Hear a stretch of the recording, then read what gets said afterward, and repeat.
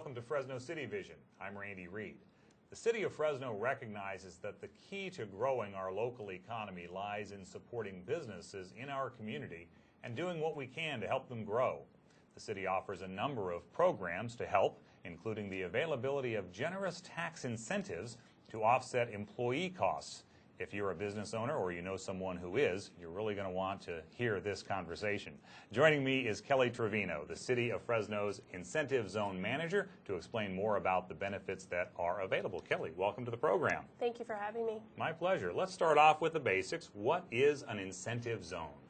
An incentive zone is actually an area designated, typically it's a mapped area designated within the city of Fresno. And the typical benefit of an incentive zone is tax credits for businesses that are located there. Okay. And how many different types of incentives or incentive zones does the city currently manage? We currently manage 4 incentive zones. We have a state enterprise zone, which we'll go into in more detail in a moment. We have a federal empowerment zone, which is basically federal tax credits for businesses that are located within the boundaries of the zone, for people that they hire and things like that. Okay. And then we have a federal foreign trade zone, which businesses that are located within the federal foreign trade zone don't have to pay customs duties on importing and exporting. So it's very beneficial for businesses that do that type of work. And then we also have a hub zone, a federal hub zone, which stands for Historically Underutilized Business Zone.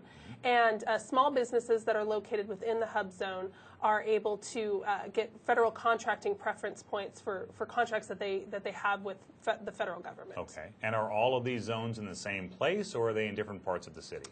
They're in different parts of the city. They do overlap quite a bit. Okay. We designed it in that way so that businesses in some of the most needy areas of the city of Fresno would be able to maximize their benefits by using more than one incentive zone, possibly 2 or 3 incentive zones at the same time. We're going to talk about the state enterprise zone in more detail now. Again, describe that for us a little bit. How large of a zone is that, and what benefits does it offer? Okay.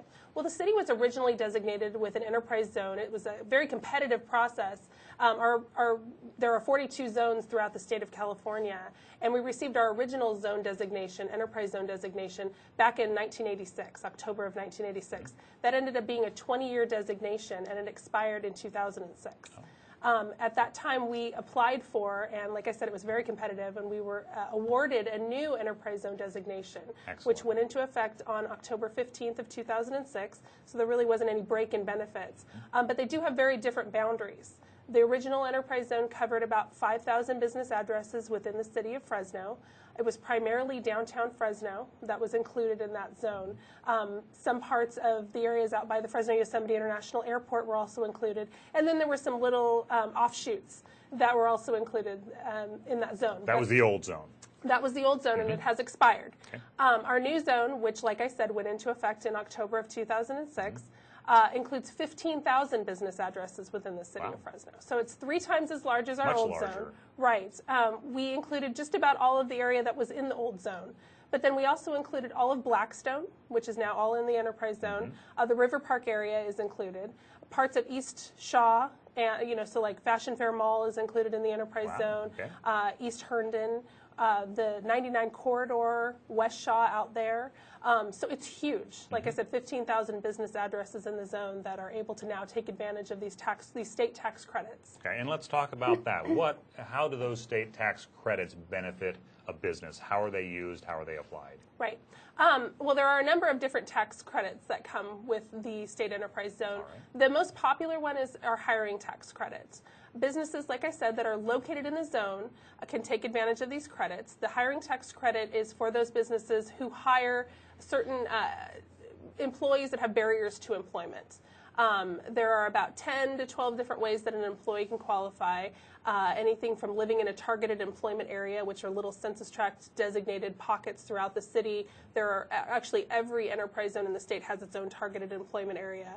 So we could hire somebody from the Fresno County targeted employment area or another targeted employment area in the state. Right. They get a tax credit for hiring those people. They can get a tax credit for hiring someone who is considered economically disadvantaged, maybe is coming off of public assistance, a veteran, disabled person. Like I said, about 10 different ways that they can qualify. And that business who hires that person can get over $37,000 in potential tax credits for that one employee over the first 5 years of their employment. Okay, and define a tax credit, because folks are familiar with tax credits, tax deductions, Right. but there is a difference between the two, and it's an important one. It is. It is. A tax credit is a dollar-for-dollar credit.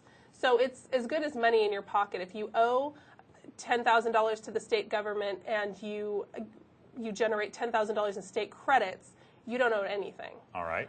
Your tax bill at the end of that year would be zero. Right, would then. be zero. You would pay your minimum tax, but it's minimal. I understand. Okay. But it's a dollar-for-dollar credit, right. whereas a deduction is not quite as good as a tax credit. Right. As a tax credit. Okay. And what is the process that businesses that are interested in utilizing these tax credits, what process do they go through to do that? Right. For the hiring tax credit, there is a vouchering system that they have to fill out vouchers. There's forms online on our website. They go on the website. The instructions are all right there. There's 3 steps. We try to make it as simple as possible and as little paperwork as possible for these businesses. They go in, they fill out the forms, they include documentation that shows how the employee qualifies. They send it in to us. There is a vouchering fee for that service, but part of that goes to the state, and it's a very minimal fee in relation to how much they're saving. The benefit that you get in return. Yeah, the $37,000 credit that they're getting, it's pennies compared to that. Okay. But they do send that all into us. We take a look at it. We review, make sure that the business is in the enterprise zone.